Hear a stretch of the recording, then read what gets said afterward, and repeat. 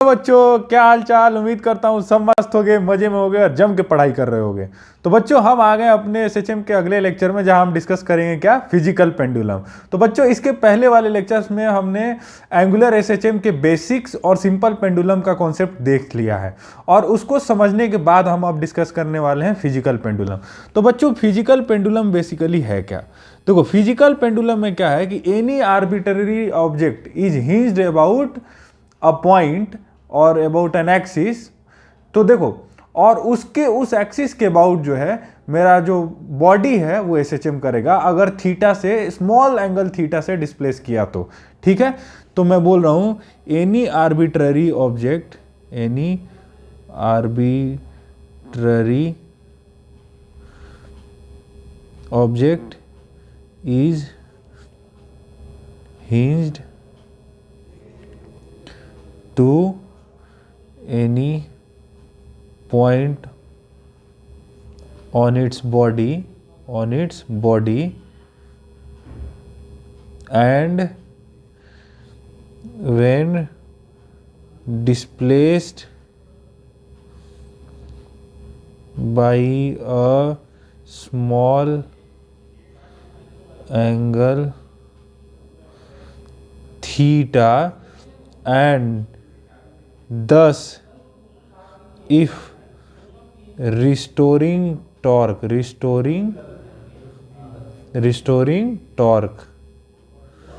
on it is proportional, ध्यान देना, is proportional to displacement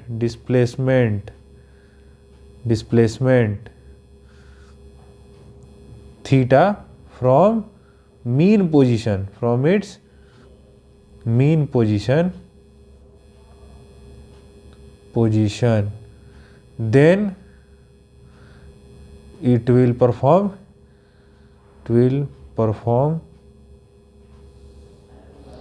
angular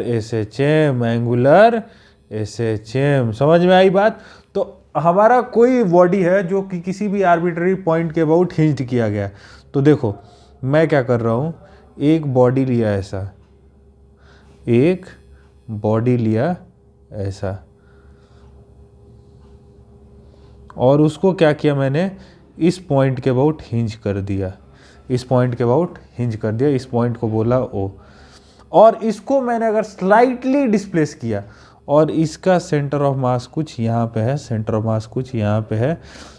मास का नेट टॉर्क क्या है, 0 है। mg फोर्स लग रहा है, और mg फोर्स क्या है, उस एक्सिस जो है वो पॉइंट से पास करिए, उसी एक्सिस से वो कट पास हो रहा है। mg क्या फोर्स जो है उस एक्सिस से पास हो रहा है, जिस एक्सिस के अबाउट बॉडी जो है रोटेट करिए, तो नेट टॉर्क क्या है, 0 है।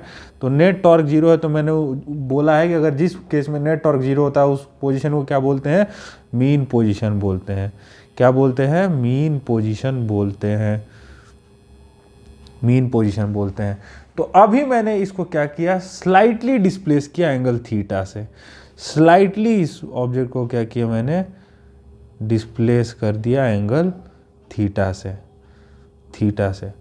तो ये देखो, ये था पॉइंट जिसके अबाउट बॉडी रोटेट कर रही थी, और ये था इसका सेंटर ऑफ मास, सपोज ये था सेंटर ऑफ मास। तो यहाँ पे नीचे की तरफ कौन सा फोर्स लगेगा सर, लगेगा mg लगेगा नीचे की तरफ।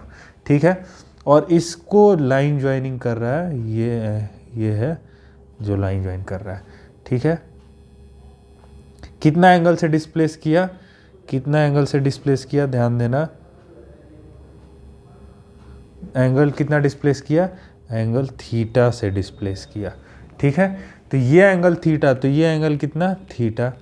तो ये कंपोनेंट कितना, ये वाला कंपोनेंट, 2 कंपोनेंट आएंगे, तो ये वाला कंपोनेंट कितना, ये कंपोनेंट हो जाएगा सर mg cos थीटा, और ये वाला कंपोनेंट कितना हो जाएगा, जो होगा mg sin थीटा।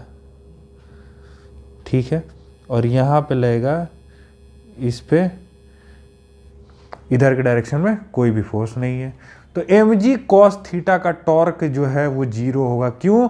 क्योंकि वो एक्सिस ऑफ रोटेशन से पास कर रही है, ये एक्सिस ऑफ रोटेशन है, और उससे डायरेक्टली जो है ये डायरेक्टली पास कर रही है।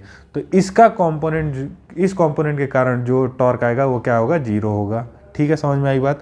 ये mg साइन थीटा के कारण जो है टॉर्क आएगा। तो लेट से सपोज सेंटर ऑफ मास जो है वो L डिस्टेंस है, कितनी दूर है, L डिस्टेंस दूर है उस पॉइंट से जिस पॉइंट पे बॉडी को हिंज किया गया है। तो नेट टॉर्क क्या होगा, नेट टॉर्क जो होगा वो बच्चों क्या होगा, mg sine theta into L होगा। सिंपल है, r क्रॉस f होता है, तो r और f के बीच का एंगल 90 डिग्री है, तो r क्रॉस f क्या होगा, mgl इंटू साइन थीटा। अब if theta is very very small, if theta is very very small, very very small, छोटा है, तो साइन थीटा को हम क्या लिख सकते हैं, थीटा लिख सकते हैं। साइन थीटा को क्या लिख सकते हैं, थीटा लिख सकते हैं। तो टॉर्क नेट क्या आ गया, टॉर्क नेट आ गया mg थीटा इंटू एल। तो अभी मैं थीटा को बाहर ले लूँगा तो ये हो जाएगा mgl इंटू थीटा। ठीक है, समझ में आई बात। तो टॉर्क नेट आ गया mgl इंटू थीटा। अब ये जो है टॉर्क जो है थीटा के प्रोपोर्शनल आ गया, टॉर्क जो है किसके प्रोपोर्शनल आ गया, थीटा के प्रोपोर्शनल आ गया। इसका मतलब कि बॉडी क्या करेगी, SHM परफॉर्म करेगी। That means torque is proportional to theta, that means body will perform SHM, body will perform SHM। ठीक है, समझ में आई बात। तो torque is directly proportional theta. अब देखो M torque is equal to torque, net torque को हम आई इंटू अल्फा भी लिख सकते हैं। तो mgl theta is equal to I into alpha.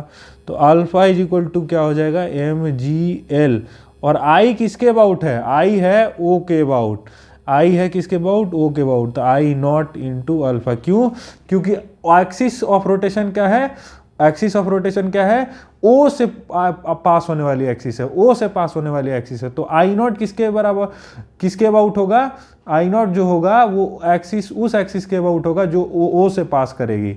समझ में आ रही है बात। तो आई नॉट बहुत इंपॉर्टेंट है। I naught is the moment of inertia of the body pass about an axis which is passing through what, axis of rotation, ना कि सेंटर ऑफ मास के अबाउट। ध्यान रखना ये बात, ठीक है। तो ये इसको क्वांटिटी को बोलेंगे ओमेगा स्क्वायर। क्यों, क्योंकि alpha is equal to omega square theta होता है, alpha is equal to omega square theta होता है, ये थीटा है, mgl by I naught into theta है। ठीक है, तो ओमेगा स्क्वायर की वैल्यू क्या आएगी, ओमेगा स्क्वायर की वैल्यू आ गई सर mgl बाई आई। तो ओमेगा इज इक्वल टू क्या आ गया, under root mgl by I. Time period क्या आ गया, टाइम पीरियड आ गया 2 पाई बाई ओमेगा। तो 2 पाई बाई ओमेगा करूँगा तो आई ऊपर चला जाएगा, आई बाई mgl। तो इस तरीके से जो मेरा है टाइम पीरियड निकल के आ गया। आई क्या है, I is the moment of inertia about axis passing through point और axis of rotation, passing through axis of rotation. ठीक है, अब मोमेंट ऑफ इनर्शिया मैं लिख दे रहा हूँ, I where I naught is moment of inertia